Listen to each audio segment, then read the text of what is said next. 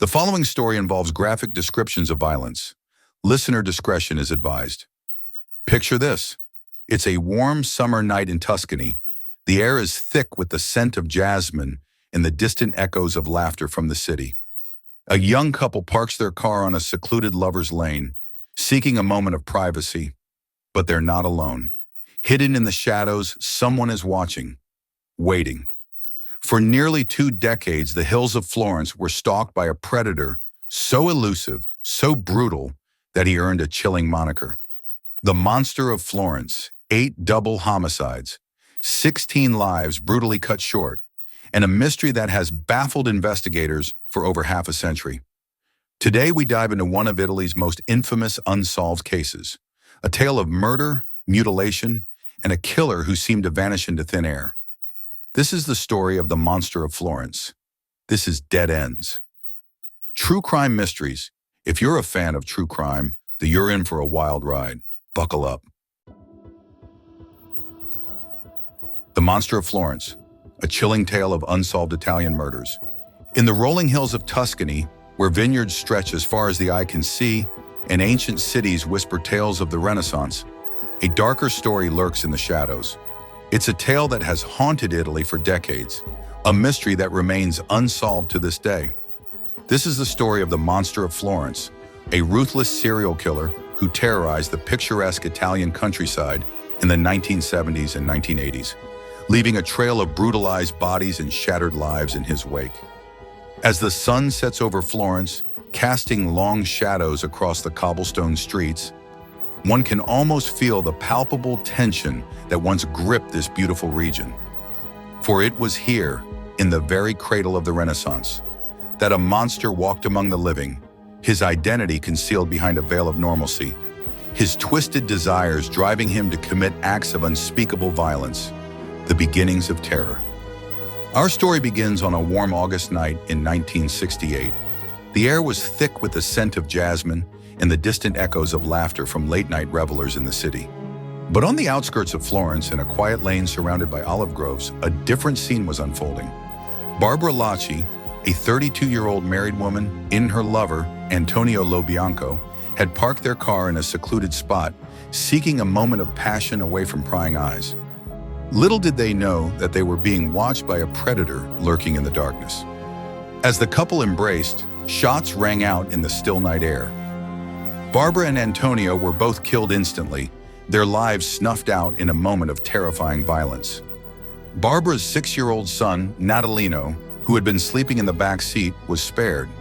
In a twist that would baffle investigators for years to come, young Natalino was found later that night, knocking on the door of a nearby farmhouse. When questioned, the boy said that after the shooting, a man had carried him from the car and left him near the house, telling him to ring the bell. This perplexing act of mercy towards the child would become one of the many enigmatic elements of the case, a tantalizing clue that would lead nowhere. At the time, this double murder was not linked to any larger pattern. It was seen as an isolated incident, possibly a crime of passion or a mafia hit. But as the years passed and more bodies were discovered, investigators would come to realize that this was just the beginning of a long and terrifying killing spree.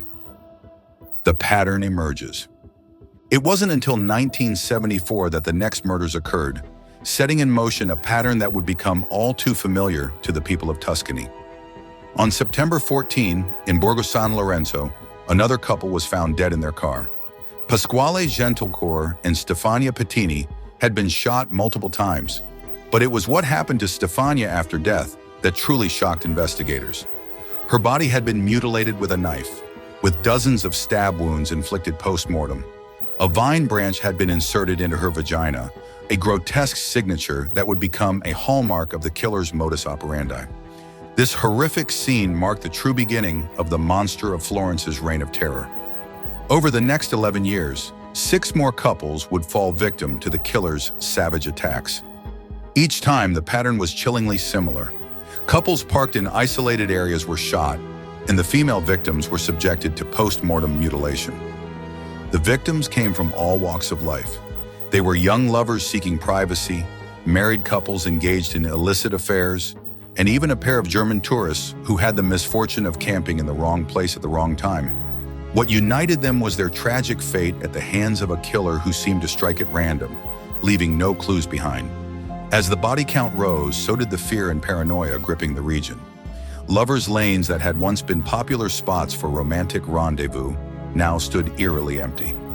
Parents warned their children not to stray too far from home, and a palpable sense of dread settled over the beautiful Tuscan landscape. The investigation begins. As the murders continued, the Italian authorities found themselves facing a daunting task. The killer left few clues behind, and those that were found often led to dead ends. The gun used in the killings, a .22 caliber Beretta, was eventually identified through ballistics, but this information did little to narrow down the list of suspects. One of the most puzzling aspects of the case was the killer's ability to locate couples in isolated areas. How did he find his victims? Did he stalk them beforehand, or did he simply drive around until he stumbled upon a suitable target?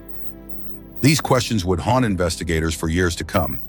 As the investigation progressed, various theories emerged. Some believed the killer must be a local, someone intimately familiar with the winding back roads and secluded spots of the Tuscan countryside. Others speculated that he might be a police officer or someone with access to inside information about the investigation. The Sardinian Trail. In 1982, the investigation took an unexpected turn when attention focused on a group of Sardinian men living in the area. The theory was that the killings were part of a vendetta related to Barbara Loschi's murder in 1968. Loschi, originally from Sardinia, had been known for her numerous affairs, and some investigators believed her murder and the subsequent killings were acts of revenge carried out by her husband or his associates. This theory led to the arrest of several Sardinian men, including Stefano Mele, Barbara Loschi's husband. Mele initially confessed to the 1968 murders, but later recanted. Despite the lack of concrete evidence, he was convicted and spent several years in prison. However, as the killings continued, even after Mele's imprisonment, it became clear that the Sardinian theory was flawed.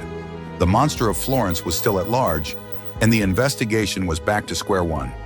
The fetishes theory. As investigators delved deeper into the case, a disturbing pattern began to emerge. The post-mortem mutilations of the female victims, particularly the removal of their sexual organs, suggested a killer with a specific fetish or ritual. This led to a new line of inquiry focusing on individuals with a history of sexual deviancy or violence against women. Police combed through records of known sex offenders and interviewed countless individuals who fit the profile. One name that came up during this phase of the investigation was Pietro Pacciani, a farmer with a violent past. Pacciani had served time in prison for killing a man he caught in a compromising position with his girlfriend in 1951. He had also been accused of raping his own daughters. Pacciani seemed to fit the profile of the Monster of Florence perfectly. He was local, knew the area well, and had a history of sexual violence. In 1994, he was arrested and put on trial for the Monster of Florence murders. The trial of Pietro Pacciani. The trial of Pietro Pacciani was a media sensation. The public, desperate for closure after years of fear and uncertainty, followed every development with rapt attention. Prosecutors painted Pacciani as a violent, sexually deviant man capable of the brutal crimes attributed to the Monster of Florence. However, the case against Pacciani was largely circumstantial. There was no physical evidence linking him directly to the crime scenes, and his alibi for several of the murders seemed solid. Despite these weaknesses, Pacciani was found guilty in 1994 and sentenced to life in prison. But the story didn't end there. In 1996, an appeals court overturned Pacciani's conviction, citing a lack of evidence. A new trial was ordered, but before it could begin, Pacciani died of a heart attack in 1998. The death of Pietro Pacciani left many questions unanswered. Was he truly the Monster of Florence, or had he been a convenient scapegoat for a frustrated police force and a terrified public? The debate continues to this day, with some firmly believing in Pacciani's guilt, while others remain skeptical. The Snack Buddies. In the wake of Pacciani's death, the investigation took yet another turn. Attention shifted to a group of men known as the Snack Buddies, or picnicking friends. These men, Mario Vanni and Giancarlo Lotti, were associates of Pacciani who had been implicated in the crimes during the initial investigation. Lottie, in particular, made a series of confessions that seemed to implicate both himself and Pacciani in the murders. He claimed to have been present at several of the crime scenes, acting as a lookout while Pacciani committed the murders. However, like much of the evidence in this case, Lottie's confessions were problematic. His stories were inconsistent, and he seemed to have knowledge of the crimes that could have come from media reports rather than first-hand experience. Despite these issues, both Vanni and Lottie were eventually convicted for their alleged roles in the Monster of Florence murders. But even with these convictions, many remained unconvinced. The evidence against the snack buddies was far from conclusive, and their involvement didn't explain all aspects of the case. The mystery of the Monster of Florence remained unsolved. The Satanic cult theory. As the investigation dragged on with no definitive answers, more outlandish theories began to gain traction. One of the most controversial was the idea that the murders were not the work of a single killer or small group, but rather the actions of a large, organized, satanic cult. This theory was championed by Michel Guattari, a police officer who became heavily involved in the case in the 1990s. Guattari believed that the mutilations of the female victims were part of black magic rituals, and that the cult included powerful figures in Italian society who had helped cover up the truth. Guattari's theory led to the investigation of several prominent individuals, including Francesco Narducci, a Perugian doctor who had died under mysterious circumstances in 1985. Narducci's body was exhumed as part of the investigation, but no concrete evidence linking him to the Monster of Florence murders was found. The Satanic cult theory, while captivating to some, was dismissed by many as far-fetched. Critics argued that it was based more on speculation and conspiracy thinking than on solid evidence. Nonetheless, it added another layer of complexity to an already baffling case: the American connection. In 2001, the Monster of Florence case took an unexpected international turn when American true crime author Douglas Preston moved to Italy to write a book about the case with Italian journalist Mario Spezzi. As Preston and Spezzi delved into the case, they became convinced that the official investigation had gone off track.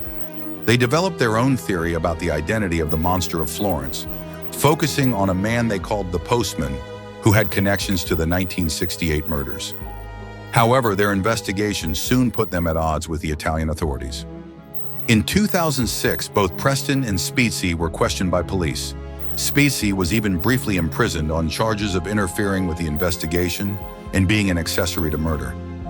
While the charges against Spezzi were eventually dropped, the incident highlighted the contentious nature of the case and the lengths to which authorities would go to protect their theories. The lingering mystery. As we stand today, more than 50 years after the first attributed murder and over 30 years since the last known killing, the true identity of the Monster of Florence remains a mystery. Despite decades of investigation, countless suspects, and numerous trials, we are no closer to knowing with certainty who committed these horrific crimes. The case has become a part of Italian popular culture, inspiring books, films, and endless speculation. It has also had a lasting impact on the beautiful region of Tuscany, forever changing the way locals and visitors alike view the picturesque countryside. For the families of the victims, the lack of closure is a constant source of pain. Many have expressed frustration with the handling of the investigation and the seemingly endless parade of theories and suspects that have led nowhere. The impact on Italian society. The Monster of Florence case had a profound impact on Italian society, particularly in Tuscany. The fear generated by the killings changed the way people lived their lives. Lovers' lanes emptied out, and young couples became wary of seeking privacy in isolated areas. Parents became more protective of their children, and a general sense of unease settled over the region. The case also exposed deep-seated issues within the Italian justice system. The multiple trials, overturned convictions, and controversial investigative techniques used in the case led many to question the effectiveness and fairness of the system. Furthermore, the case highlighted the power of media influence and public opinion in high-profile criminal investigations. The intense media coverage of the case, while keeping the public informed, also created challenges for investigators and may have influenced the direction of the investigation at times. Theories and speculations. Over the years, numerous theories have been proposed to explain the Monster of Florence murders. Some of the most prominent include 1. The single killer theory.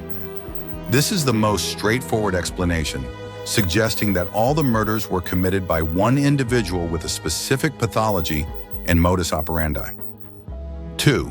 The multiple killers. Theory: some investigators believe that the murders were the work of multiple killers, either working together or independently, but using similar methods. 3. The copycat theory. This theory proposes that while some of the murders may have been committed by a single individual, others were the work of copycats inspired by the notoriety of the case. The organized crime theory. Some have suggested that the murders were linked to organized crime, possibly as a way of intimidating witnesses or settling scores. 5. The medical professional theory. Given the precision of some of the mutilations, some have speculated that the killer might have had medical training. Each of these theories has its proponents and detractors, and none have been conclusively proven or disproven. The lack of a definitive answer has only added to the enduring fascination with the case. The gun, a crucial piece of evidence. One of the most intriguing aspects of the Monster of Florence case is the murder weapon. All of the killings were carried out with the same gun, a .22 caliber Beretta handgun. This weapon became a crucial piece of evidence in the investigation. The gun was never found, but ballistics experts were able to determine that it was the same weapon used in all the murders attributed to the Monster of Florence. This information led investigators to believe they were dealing with a single killer rather than multiple copycat murderers. The history of the gun itself became a subject of intense investigation. It was traced back to a gun that had been stolen from a doctor's car in 1968, shortly before the first attributed Monster of Florence killing. This connection led some investigators to speculate that the killer might have been involved in the theft or acquired the gun from someone who was. The focus on the gun also led to one of the more controversial aspects of the investigation. In an attempt to find the weapon, authorities conducted widespread gun confiscations in the Florence area. This tactic was criticized by many as an overreach of police power and an invasion of privacy. Despite the intense focus on the murder weapon, it was never recovered. The whereabouts of the gun remain unknown to this day, adding another layer of mystery to the already perplexing case. The role of forensic science. The Monster of Florence case spans several decades, during which forensic science made significant advancements. As new techniques became available, investigators revisited evidence from the crime scenes, hoping for a breakthrough. One area where forensic science played a crucial role was in ballistics analysis. The identification of the murder weapon as a single .22 caliber Beretta was a key piece of evidence that linked the various killings together. DNA analysis, which became more sophisticated and widely used in the 1990s, was also applied to the case. However, the age of the evidence and the limitations of early DNA testing techniques meant that these efforts yielded limited results. Forensic psychologists were also involved in the investigation, developing profiles of the killer based on the crime scene evidence and the pattern of the murders. These profiles suggested that the killer was likely a local man with a deep hatred of women and a fascination with knives. While forensic science provided valuable insights into the case, it ultimately failed to provide the conclusive evidence needed to identify the killer beyond doubt. This highlights both the potential and the limitations of forensic techniques in complex, long-running investigations. International interest and media coverage. The Monster of Florence case has captivated audiences far beyond the borders of Italy. International media coverage of the murders began in the 1980s and has continued to this day, with the case featured in numerous books, documentaries, and television shows. One of the most notable works on the case is the book The Monster of Florence by Douglas Preston and Mario Spezzi. Published in 2008, the book not only detailed the murders in the investigation, but also chronicled the author's own experiences researching the case and their run-ins with Italian authorities.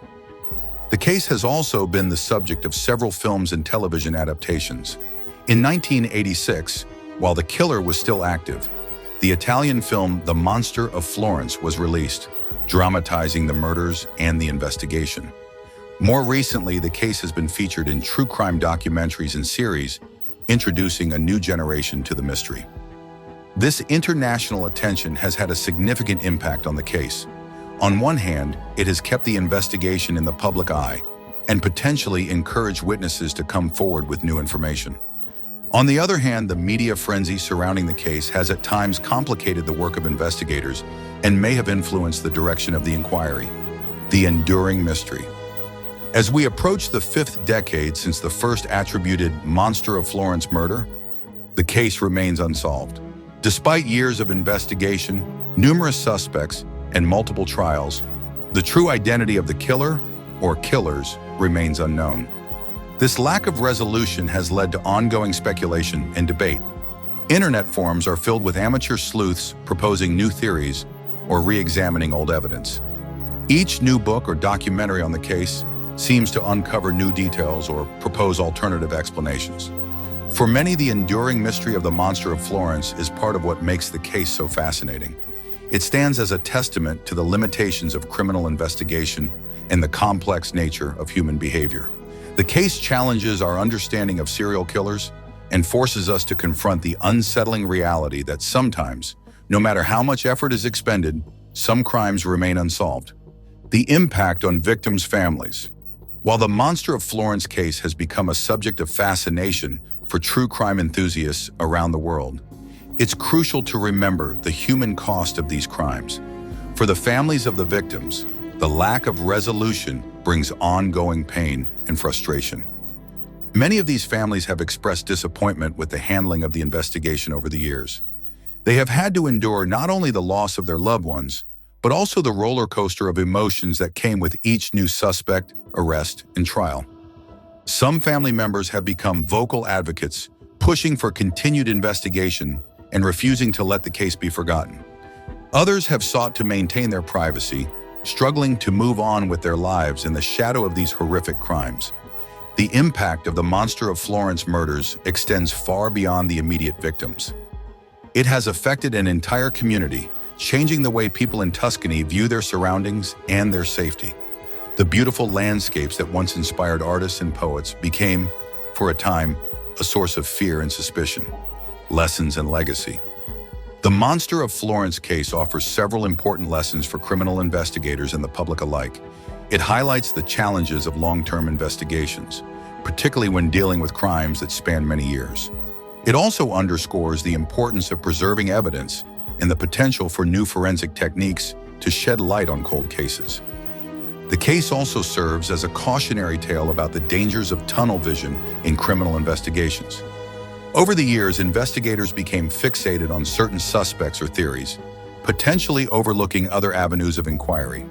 For the true crime community, the Monster of Florence case remains a source of endless fascination. It combines all the elements of a compelling mystery: a picturesque setting, a ruthless killer, baffling clues, and an investigation filled with twists and turns.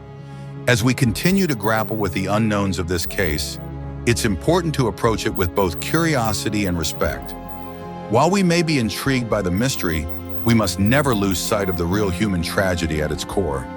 The Monster of Florence case stands as one of the most perplexing, unsolved crimes of the 20th century. It continues to challenge our understanding of criminal behavior and the limits of investigative techniques.